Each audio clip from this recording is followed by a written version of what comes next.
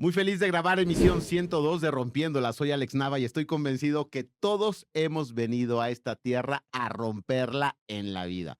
Y no podríamos imaginar a una persona, a un equipo o a una organización que la rompen sin transformación. Sería absurdo. Lo interesante es cuántas veces nos estamos transformando, cuántas veces y qué tan dinámico eres para transformar a tu equipo, para transformar tu organización y para transformarte a ti mismo. La transformación no solamente es algo agradable, deseable o un anhelo que podemos tener cada uno de nosotros, es un imperativo en un mundo organizacional cada vez más exigente y en un contexto cada vez más dinámico. Y para hablar acerca de la importancia de mantenerse o transformarse, tengo a un amigo, colega, pero alguien con quien tuvimos la oportunidad de coincidir hace ya pues más de 30 años, habla ya de nuestra longevidad, pero bien conservados. Carlos Gutiérrez Ferrete. Carlos, bienvenido a Rompiéndola. Alex, un placer estar contigo. Gracias por invitarme. Encantado de tenerte. Eres ingeniero industrial y de sistemas como un servidor. Nos graduamos Por juntos. supuesto. Y después tienes tu maestría en logística en el MIT y vives y resides en Estados Unidos ¿desde hace cuántos años? Desde el 2001, ya más de 25 años prácticamente. 25 años en el 2001 y mexicano rompiéndola allá en la cadena de suministro en Estados Unidos. Maintain or Transform, el libro de Carlos Gutiérrez Ferrete que me acaba de regalar, una guía práctica para poder evolucionar en nuestro liderazgo. Le pone cómo dirigir con grandes estándares, construir equipos fuertes y ejecutar a través del cambio. Cuéntame, Carlos, mantener o transformar. ¿Qué es este concepto y qué te llevó a plasmarlo en un libro? Bueno, mantener o transformar se puede explicar de una manera simple, ¿no?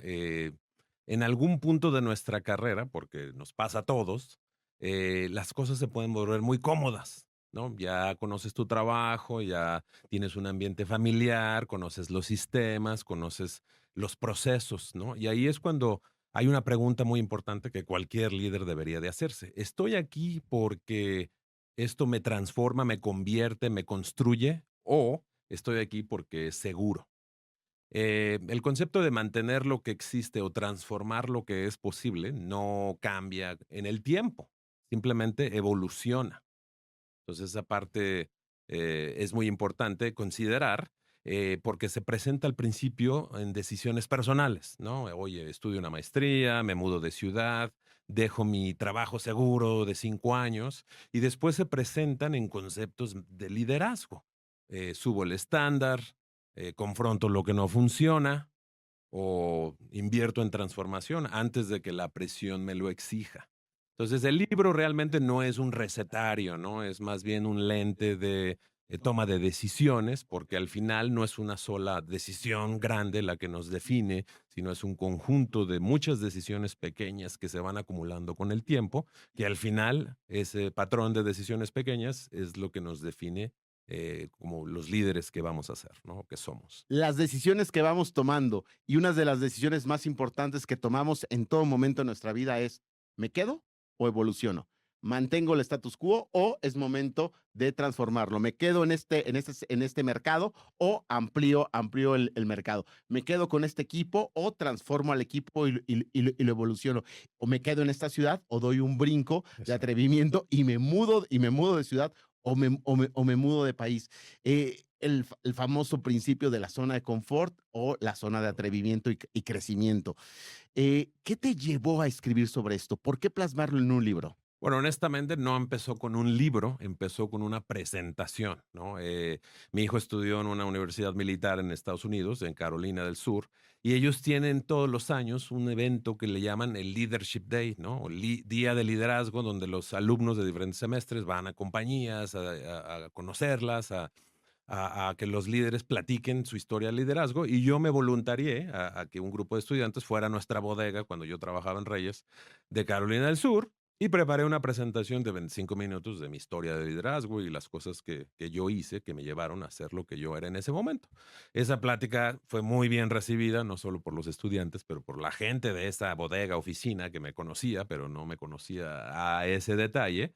Y bueno, después yo seguí en el tiempo presentando esa historia en la compañía hasta que llegó un evento masivo que hacemos todos los años con más de 200 líderes de todo el país que se juntan en un punto para hablar del año, objetivos, y yo metí esa presentación en la agenda. No, bueno, fue una respuesta impresionante y también no nada más de mi historia, sino de la gente que se vio mi historia y se conectó con su propia historia o la historia de sus padres, específicamente en la parte de venir de otro país a Estados Unidos a romperla, digamos. Entonces, eso fue muy importante. Alguien más me dijo, oye, pues deberías de hacer algo más con tu historia, no sé, un TED Talk, algo.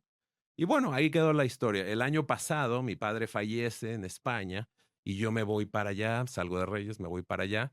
Y bueno, fue un proceso fuerte, ¿no? De adaptación, de transición. Y en ese tiempo que yo tuve de pausa, retomé la idea y decidí escribir el libro, ¿no? Porque creí que había algo ahí interesante que yo podía compartir con la gente, que es mi historia de 25 años liderando operaciones a gran escala, y lo quise hacer de una manera que pudiera ser para gente que está empezando su carrera o que está a la mitad, donde trabaja mucho y se frustra, no ve avances, o líderes ya más experimentados que están operando a gran escala, o personas como yo que estamos en una etapa de transición profesional o inclusive personal y pudieran aprender de estos conceptos. Me encantó por dos cosas. Número uno, benditas pausas no planeadas y silencios que nos impone la vida, que nos permite sacar estos toques creativos y explorar nuevos terrenos como tú lo hiciste para el libro, porque seguramente si estabas en la operación en Reyes, pues difícilmente hubieras tenido el espacio suficiente para plasmarlo en libro. Y número dos, que la que se me hace más fascinante es que la gente te pidió el libro. O sea, bueno, no es que te lo pidió, pero sí te dijo, es una historia que me ha nutrido y que vale la pena Compartirla compartirla o expandirla, ¿no? y que otras personas la conozcan. Y esto me lleva a, cuéntanos un poquito de ti, digo, de una manera súper breve, cuéntanos de este recorrido que les hizo y que les ha hecho mucho eco a la gente que te ha escuchado en estas charlas, que por cierto, también se me hizo una riqueza este acto de iniciativa en tu propia compañía, porque ha sido de levantar la mano en la escuela, en el colegio de tu hijo y en la compañía, decir, tengo este contenido, puede aportar. Y en eso encontraste pues una audiencia que le hizo eco, que no solamente te oyó, sino que además lo experimentó como una oportunidad de transformación y hasta de crecimiento para ellos y que los vinculó haciendo referencia a la vivencia de sus propios padres. Cuéntanos un poquito de tu historia, Carlos. Bueno, yo originario de la Ciudad de México, como bien dices, graduado del TEC de Monterrey, Campus Ciudad de México, pero un año antes de salir de la escuela, yo fui víctima de secuestro express, ¿no? En la Ciudad de México, cosa que es una Estas experiencia cosas lamentables, ¿no? que Que me, suceden. que me impactó mucho. Afortunadamente no salí ileso, pero me cambió la percepción que tenía yo de vulnerabilidad, de riesgo, de construir tu vida para cumplir objetivos. Bueno, empiezo a trabajar en el 99, un segundo intento, no me pasó a mí nada, pero me pudo haber pasado. O sea, llevaron a la persona que estaba enfrente de mí y eso ya me trajo realmente un deseo de cambio, y ahí fue cuando yo tomé la decisión de ir a Estados Unidos permanentemente. Ahora, renuncio a mi trabajo, vendo mi automóvil con la intención de estudiar un posgrado en Estados Unidos, pero pues no tenía que prepararme. Mi inglés no era muy bueno de nivel posgrado. Entonces, en el 2000 voy a Madison, Wisconsin, a una escuela de inglés con 27 años, mis compañeros de 17 que querían ir a la universidad, yo quería ir a la maestría, pero lo traté como un trabajo, o sea, clases toda la mañana, tarde, tareas, Y sientes el trabajos. peso de 10 años de diferencia, ¿no? Claro. Bueno, apliqué a dos programas que como yo quería quedarme en Estados Unidos, pues no fui por los programas más comunes. Logística en el 2000 no era muy popular. De hecho, yo fui la tercera generación de ese programa, del MIT. Y bueno, aplico, me aceptan, decido ir al MIT, que era el de mayor prestigio. Y bueno, pues el MIT fue académicamente lo más duro que yo he experimentado en mi vida. Pero terminé. Ahora, en el 9-11 en Estados Unidos sucede cuando yo estoy en la maestría. Entonces, cuando yo me gradúo en el 2002, el mercado laboral estaba prácticamente congelado para personas que necesitaban o buscaban una visa. Entonces yo me entrevistándome, recibí muchos rechazos, estuve a punto ya de regresarme a México y alguien tomó una oportunidad en mí, ¿no? Alba Rientes de H-E-B en Ujú. Texas me da la oportunidad de contratarme y bueno, esa decisión o esa oportunidad cambió mi vida por completo. De ahí yo construí una carrera de 25 años, estuve 10 años en H-E-B, 3 años después en una compañía distribuidora de abarrotes. Y entro a Reyes, que es el distribuidor más grande de cerveza en Estados Unidos, donde estoy 9 años. Entro de gerente general del distribuidor del área de Miami. Después me dan la oportunidad de manejar la operación de toda la compañía como SVP de operaciones al año. Ahí lo hago 4 años y subo a Chief Supply Chain Officer de una compañía que ya era el doble de tamaño de en la que yo inicié. Crecimos muchísimo y tengo ese rol 4 años hasta que decido salir el año pasado. Y todo eso, bueno, en mi segundo idioma, ¿no? Que era para lo que yo me preparé. Y fíjate, y durante todo este recorrido has vivido y lo plasmas en tu libro, momentos que te han Mm. invitado a dar pasos fuertes, a dar pasos ambiciosos, pasos en la incertidumbre. Y me quiero ir al corazón de tu libro. O sea, hablas de la importancia de aprovechar los momentos, tomar decisiones y atreverse a transformarse. ¿En qué momento podemos nosotros distinguir de algo que es muy válido, ser prudente, no atreverse, y esta prudencia inteligente, ¿no? Que todos podemos tener, decir, dimensiona los riesgos, piénsalo bien, ten cautela, a el miedo. O sea, verdaderamente, porque hay gente que está apanicado por dar pasos y entonces disfrazo el miedo de prudencia, luego entonces no me atrevo. ¿Cómo manejar esto? ¿Cómo distinguir esto? ¿Cómo lo hiciste tú? Bueno, esa pregunta yo creo que es la más sincera que te pueden hacer del tema, ¿no? Porque el miedo, yo digo que es un gran actor. El miedo se disfraza fácilmente de prudencia, de responsabilidad, de ser realista. Para mí, yo aprendí a diferenciarlo, ¿no? El miedo para mí, o más bien, la prudencia legítima, yo creo que te prepara para ser mejor y después tomar una decisión. Y el miedo disfrazado te prepara y te prepara y te prepara y nunca tomas ninguna decisión.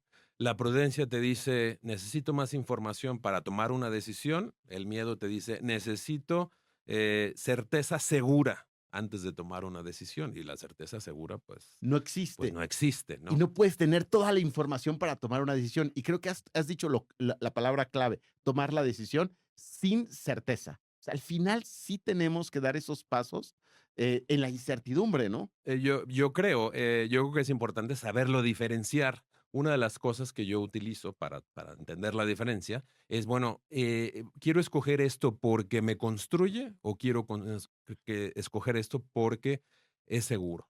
Si la respuesta honesta es porque es seguro, para mí eso ya es miedo.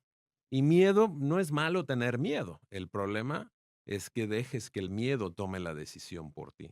Claro, y a veces en el liderazgo nos puede dar mucho miedo, sobre todo cuando tienen impacto en producción, en resultados, en estrategias, nuestras decisiones, y decimos: "No, mejor no me atrevo a tomar una decisión y mantengo el status quo".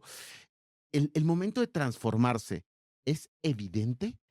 ¿O es algo medio ambiguo? ¿Hay señales? O sea, hay como si la vida nos va empujando, nos va diciendo: "Es hora de transformarse", o finalmente uno tiene que darle lectura al entorno, a su propia vida y decidir, sin mucha claridad qué es el momento de evolucionar. Digo, hay circunstancias que te empujan a evolucionar porque no tienes de otra.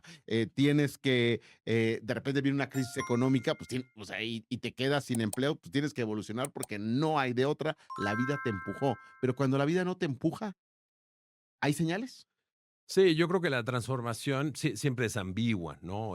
Si fuera obvio o claro, pues no sería transformación, sería el siguiente paso lógico en algún proceso, ¿no? Y yo creo que la transformación siempre viene de manera prematura. En mi experiencia yo he tenido algunas formas de identificar cuando es momento de transformar. Por ejemplo, la primera, cuando sientes que dejas de aprender a la misma velocidad que lo hacías antes.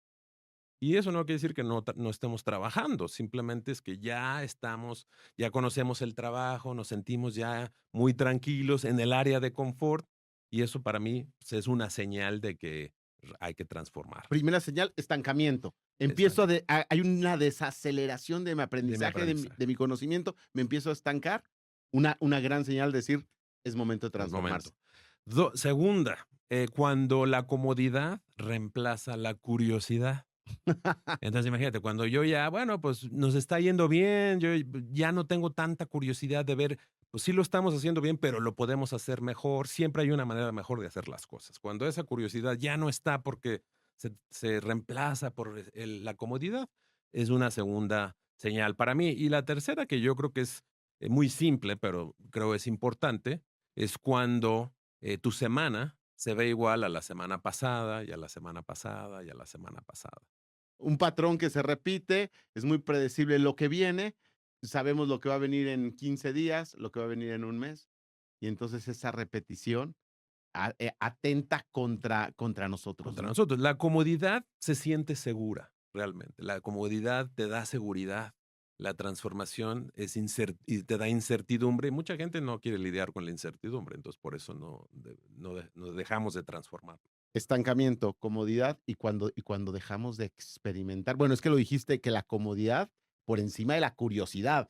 Y Exacto. cómo este espíritu curioso es algo que no debemos perder. Y en el momento que estamos perdiendo este espíritu de indagar cosas nuevas, de explorar nuevos caminos, de generar nuevos aprendizajes, de atrevernos con nuevos modelos, es una señal de decir, es momento de De transformar. transformarse. Y si no te transformas, y es un gran consejo para todos los profesionales, si hay comodidad, no hay curiosidad, hay estancamiento y estás muy seguro, es momento de transformarte. Si no, te van a obligar en la organización a evolucionar o en el peor de los casos te van a invitar a salir.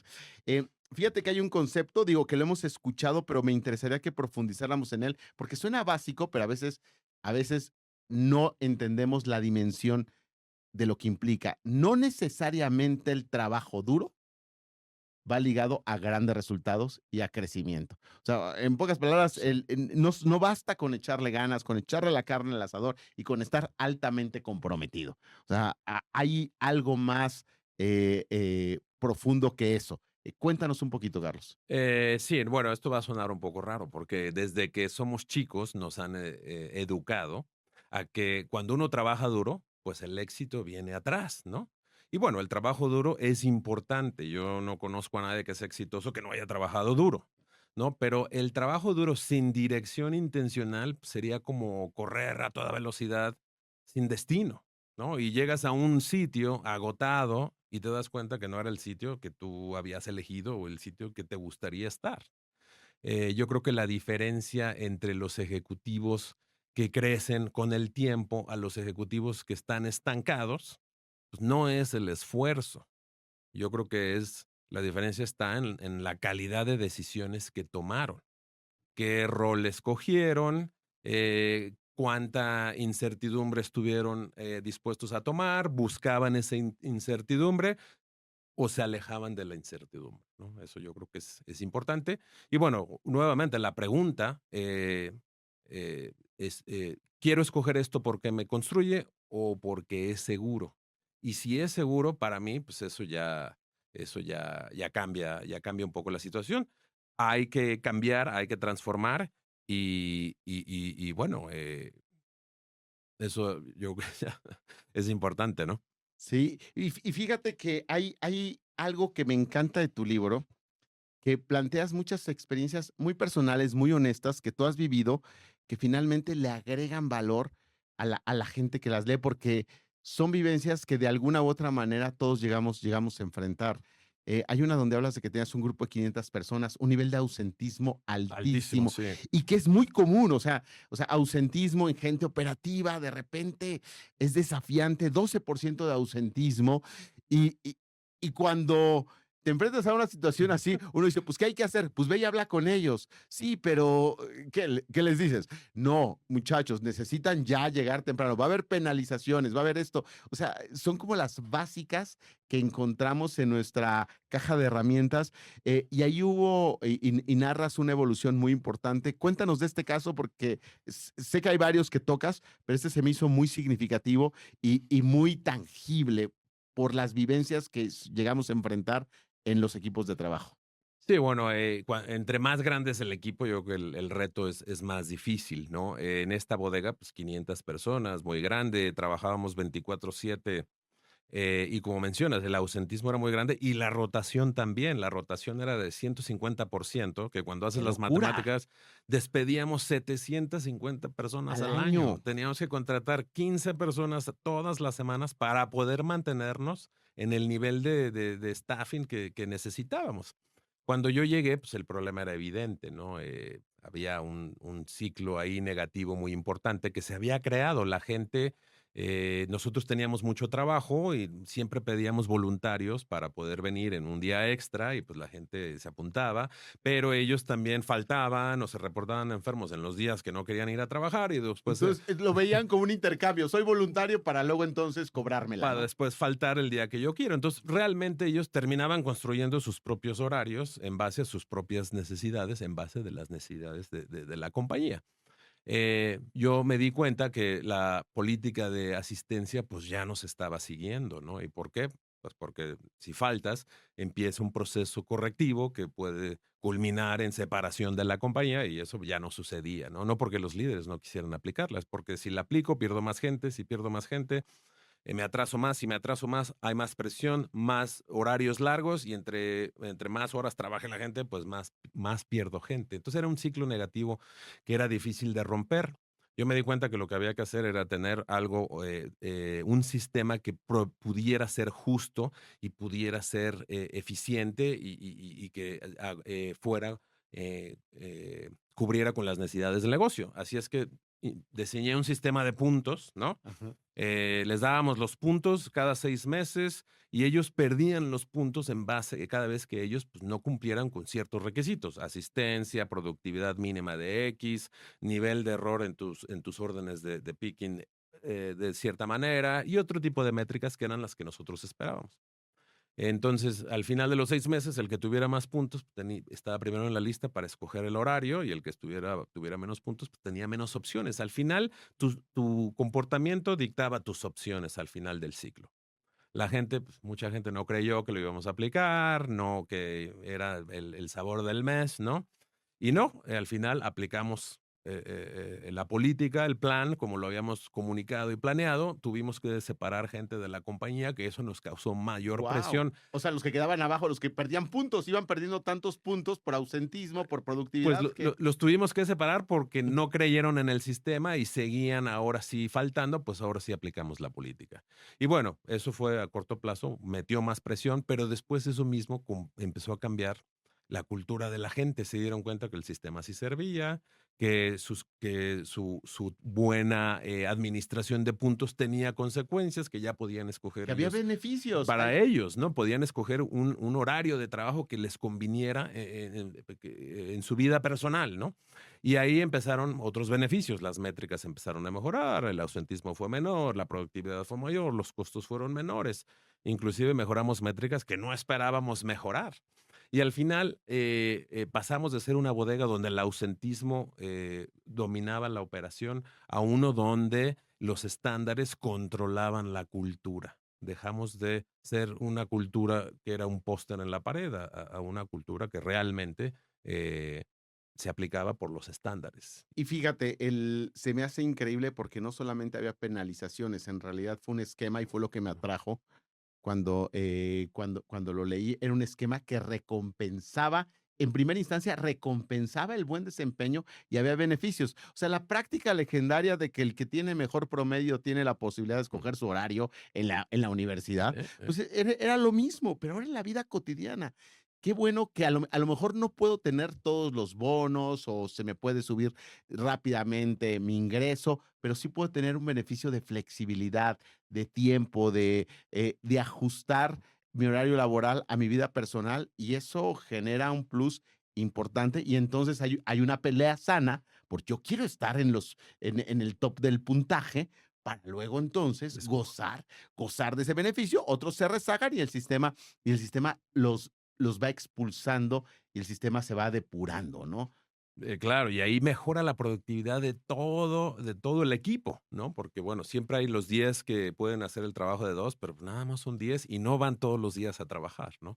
Tú prefieres que a lo mejor pierdas esos 10 que no quieren venir o quieren venir cuando ellos quieren, pero que la productividad colectiva suba es lo que más suma al equipo, ¿no? Claro. Y fíjate que en este punto y en el anterior has tocado lo que para mí, y creo que es muy evidente en América Latina, es un talón de Aquiles en el liderazgo y en la productividad, la ausencia de disciplina. Tú aplicaste disciplina, la mantuviste firme y había una incredulidad seguramente por decir, ay, no la vamos a mantener. O sea, ¿quién mantiene estos esquemas Ujú. disciplinados? Lo mantuviste, hubo esa firmeza, hubo consecuencias, hubo beneficios, hubo resultados. Pero hace ratito estábamos hablando acerca de cómo el trabajo duro no es suficiente y es otra vez lo mismo y tú nos hablabas acerca de la estrategia, la importancia de poner foco y estrategia para disciplinar el esfuerzo, entendiendo que no es lo mismo actividad que logro. Luego entonces, a América Latina nos hace falta mucho el trabajo disciplinado y considero que eso es algo que tú has vivido los grandes beneficios de la disciplina, pero que tampoco la disciplina nos puede robar el humanismo, porque no podemos agarrar y decir, ¿sabes qué? Estrictamente disciplinado, pero fríamente humano, ¿no? El humanismo se me fue, ni puedo ser tan humano que se me va la disciplina. ¿Cómo balancear esto, disciplina y humanismo? O sea, ¿cómo se te ocurre a ti que alguien lo puede mover, que lo puede manejar? O sea, No es fácil, ¿no? Sobre todo en equipos grandes, porque tú debes de definir tus estándares y la gente ve al líder, qué tan dispuesto está a cumplir el estándar. Mucha gente confunde, bueno, quiero ser humano, viene esta persona con ciertas necesidades, pues le voy a dar una oportunidad o voy a hacer algo que no lo haría con cualquiera. Y ahí caemos en el esquema de no ser consistentes. O sea, no es blanco o negro, pero hay maneras de meter la parte humana en la ecuación, ¿no? Un ejemplo es cuando algún picker, ¿no? Que de repente tiene cierto nivel de productividad y en las últimas 4 semanas ha bajado. Bueno, la regla es, si no cumple con el mínimo, sistema correctivo. Pero, oye, esta persona siempre ha sido productiva, lleva 3 semanas de tener una productividad baja. Vas, hablas con la persona y el 90% de las veces está pasando por una situación personal difícil. y aprecia la empatía, aunque sabe que viene el sistema Exactamente. de correctivo. Y ahí viene, quizás podemos apoyarlo, no en no seguir el sistema correctivo, pero si tiene alguna situación personal que requiera un horario temporal, oye, te voy a dar este horario por 2 semanas, arregla lo que tengas que arreglar, inclusive toma tus vacaciones, pero no vengas, arregla tu problema y regresa cuando ya estés listo. Ese tipo de cosas que definitivamente no doblan las reglas, ¿no? Pero que también demuestran la parte humana de identifiqué que hay algún comportamiento no es normal en esta persona y voy y tengo una conversación y entiendo un poco la causa y trato de ayudarlo de una forma más humana y sin salirme yo de las políticas y de las normas. Y para mí has dicho la combinación clave, humanismo con consistencia. En esta época en donde hay mucha sensibilidad acerca del trato que recibimos y sobre todo la generación Z que es muy sensible a las microagresiones, microviolencias y demás, los líderes se enfrentan a un desafío de tengo que ser más empático, tengo que ser más sensible, pero no por eso dejar de ser consistentes. Tenemos que ser altamente consistentes cuidando nuestra alta calidad humana, completamente cercano y empático, pero completamente defensor del sistema que nos tiene operando porque el sistema también da resultados. Consistencia y humanismo me encantó. Y fíjate que a la par tú hablas mucho acerca de que estas decisiones, esta consistencia, este humanismo, esta disciplina, este pensamiento estratégico y esta confianza que vamos formando van construyendo una marca, la marca del liderazgo. Y en el boom de las marcas personales y de encontrar alrededor a muchas personas que buscan construir justamente su marca profesional personal, tú hablas de la marca de liderazgo. Cuéntame un poquito acerca de ello. ¿Cómo construir la marca y por qué es importante? Bueno, la marca de liderazgo no es una frase célebre o es un logro realmente, ¿no? La clave en la marca de liderazgo es que todos tenemos una marca.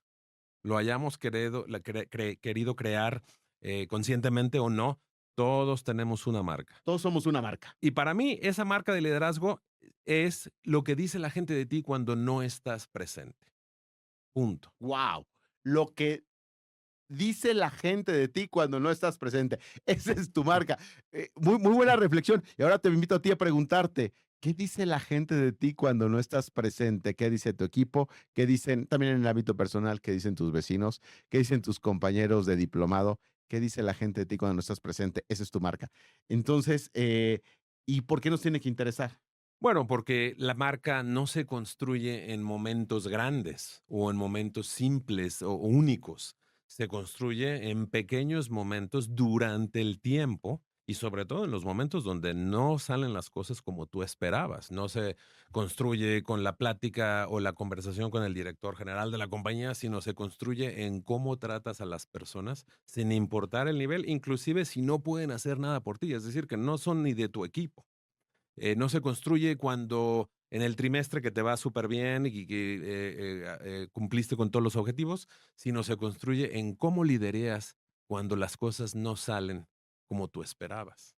Entonces yo creo que aquí lo importante es ser auténtico, la autenticidad es súper importante. Tratar a las personas igual, eso no importa si es el director general o el operador de la bodega o la persona que limpia las oficinas. Esa para mí es la marca personal más importante, pero hay otras marcas. Y la gente ve las marcas.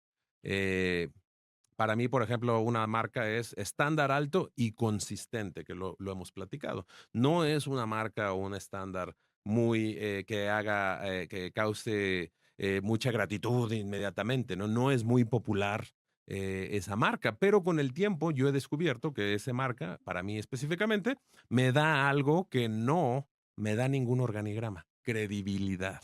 Y la credibilidad para mí es la puerta de la transformación. Si tu equipo no cree en ti, es muy difícil transformar. Estándar alto y consistencia. ¿Ese ha sido como lo que has querido que la gente hable de ti cuando no estás presente?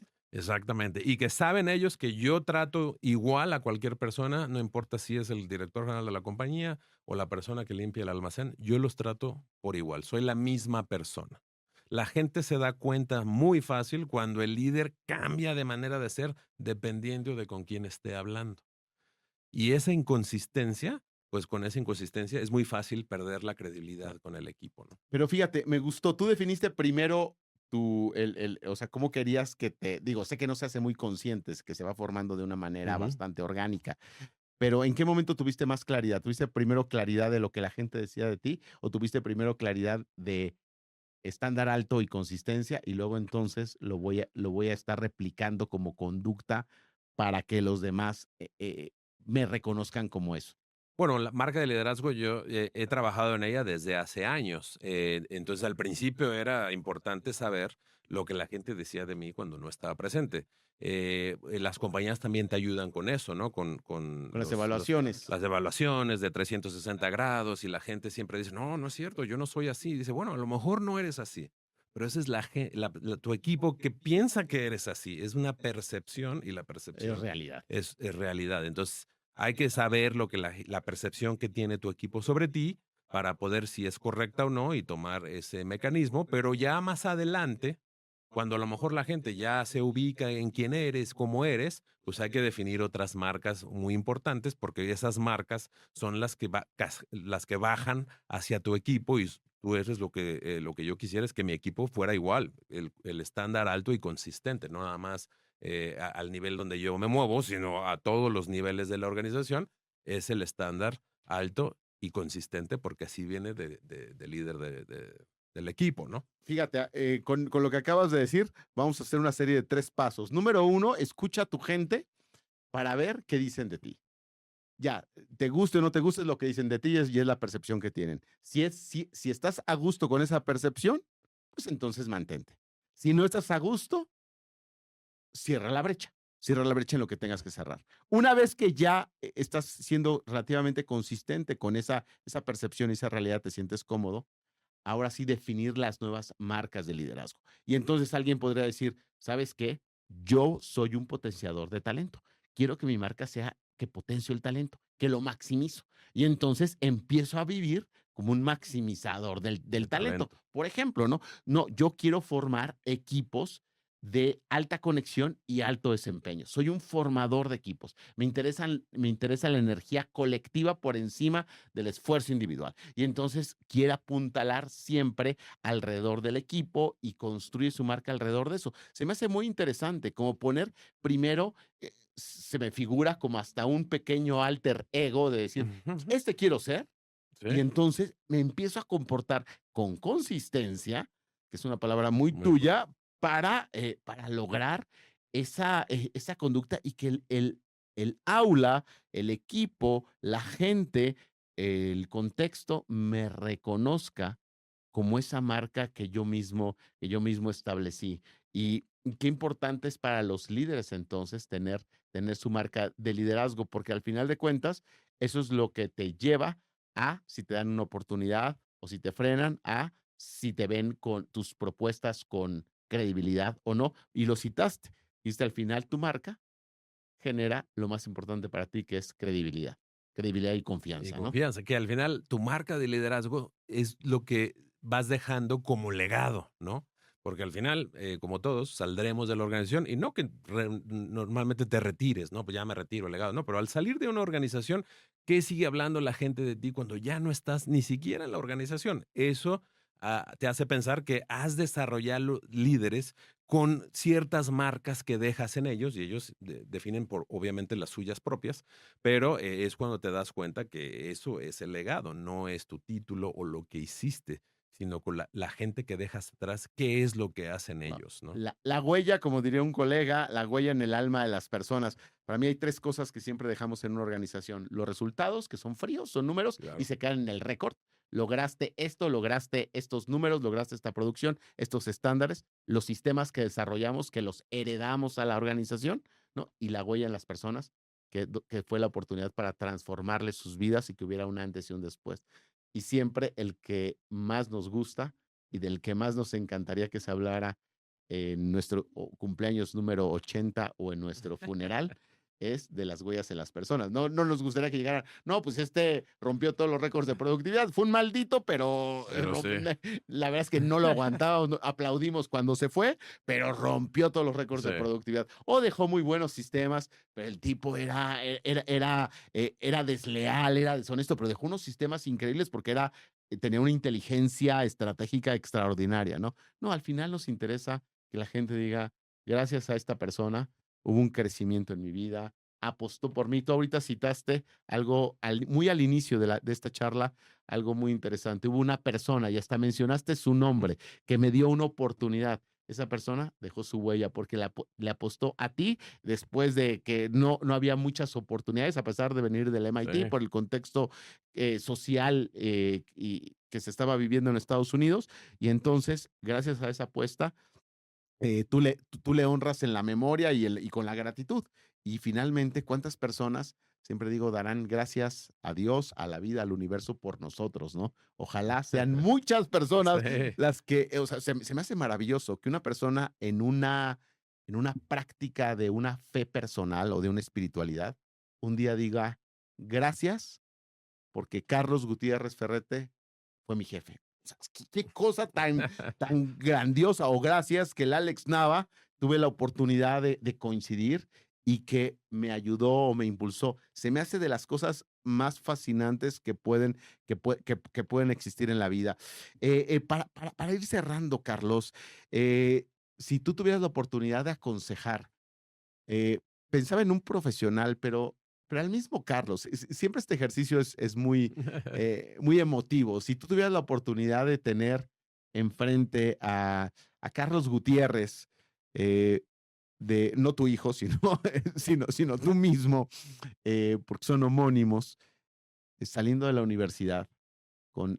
estando en México, o sea, ¿qué le dirías? ¿Qué le aconsejarías? O sea, con todo lo que has vivido, con todo lo que has transitado, ¿qué le dirías a tu yo graduado? O sea, ¿qué le dices? Pues mira, no le diría ni los títulos que he tenido, ni las empresas en las que he trabajado. Yo creo que le diría gracias porque tuviste miedo y aún así tomaste la decisión con incertidumbre, sin tener la certeza de dejar todo y buscar un mejor futuro en Estados Unidos, que fue la maestría, fue la opción y sin ni siquiera saber si ibas a conseguir trabajo después de la maestría.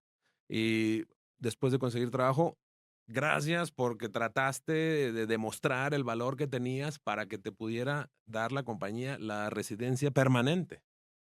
Porque bueno, yo pude haber tenido visa de trabajo, se vence, no te la renovamos y te regresas a tu país, ¿no? Entonces, y bueno, yo creo que es esa consistencia, ese plan del que yo hablaba, tuve un plan para poder venirme. Yo siempre tuve como objetivo quedarme aquí permanentemente, ¿no? Y hubo muchas situaciones en mi vida donde la comodidad estaba ahí y yo pude haber optado por esa solución, pero no estaría aquí si lo hubiera hecho. Entonces yo creo que me diría a mí, gracias porque siempre buscaste la incertidumbre y la incomodidad y no la comodidad, porque tenías un objetivo muy claro y ahora lo estoy yo viviendo, digamos. Qué, qué maravilla.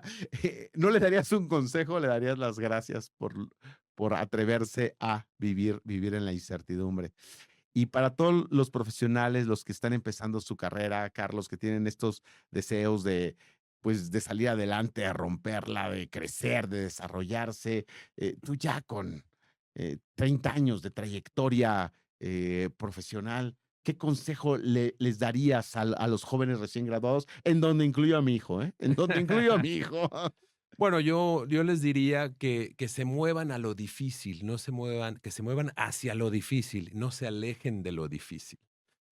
Como mencionaba anteriormente, la comodidad produce seguridad, pero yo creo que al final tiene un costo muy alto, ¿no? Por lo que no te hace crecer, lo que no te cuesta trabajo, no te hace crecer, no te sirve. Eh, Más específico, yo creo que sería busquen las posiciones más difíciles, las asignaturas más difíciles, pidan los roles que son los más complejos, los roles que nadie quiere. ¿Por qué? Porque o es un equipo muy complejo, o era una bodega en Nueva York muy grande que tenía un ausentismo terrible, o que son proyectos que no tenían manual. Ese tipo de cosas crea capacidades en uno que al final esas capacidades nos diferencian de los demás. Wow. Y yo tuve esa oportunidad y al final tuve una carrera como la tuve porque me diferencié de los demás precisamente por todas esas capacidades que construí al ir yo por lo incierto y lo que era lo más difícil, lo que me ponía en una situación de fallar. Bendita incomodidad que nos lleva a crecer. Por lo tanto, consejo clarísimo y me encantó para jóvenes recién graduados, para jóvenes profesionistas, busca la incomodidad, busca aquello en donde te sientes desafiado, donde no hay manual, donde te da miedo, porque ahí vas a desarrollar competencias que te van a diferenciar de una manera significativa de otras personas. Pues Carlos, qué gusto poder tener esta charla, qué rico poder tener tu experiencia en un libro. ¿Dónde podemos encontrar tu libro? Bueno, está en Amazon, aunque parece que es poco complicado traerlo a México, pero se puede, ¿no? O sea, lo puedes importar de Estados Unidos, no lo tengo en la tienda de Amazon México, pero si tienen el Kindle, lo pueden conseguir Claro, en versión electrónicamente, electrónico. súper sencillo. Claro. Yo creo que la manera más fácil, pero lo pueden Y traer de mucha Amazon a Estados gente tiene Unidos. el hábito ya de leer en electrónico y en digital. Habemos algunos que todavía preferimos el El papel papel. y el olor de de las hojas, pero realmente de una manera muy práctica en Amazon Kindle. Pues Carlos, qué gusto poder compartir. Gracias por lo que nos has compartido. ¿Algo más que quieras comentar para la audiencia? No, Alex, gracias por la invitación. Me da mucho gusto verte otra vez después de muchos años y de ver el éxito que has tenido. Y bueno, me siento honrado de participar en tu podcast y compartir mi historia con tu audiencia. Muchas gracias. Pues muchísimas gracias a ti y muchas gracias a todos por escucharnos, por seguirnos, por vernos. Soy Alex Nava y estoy convencido que todos hemos venido a esta tierra a transformarnos, no mantenernos y romperla en la vida.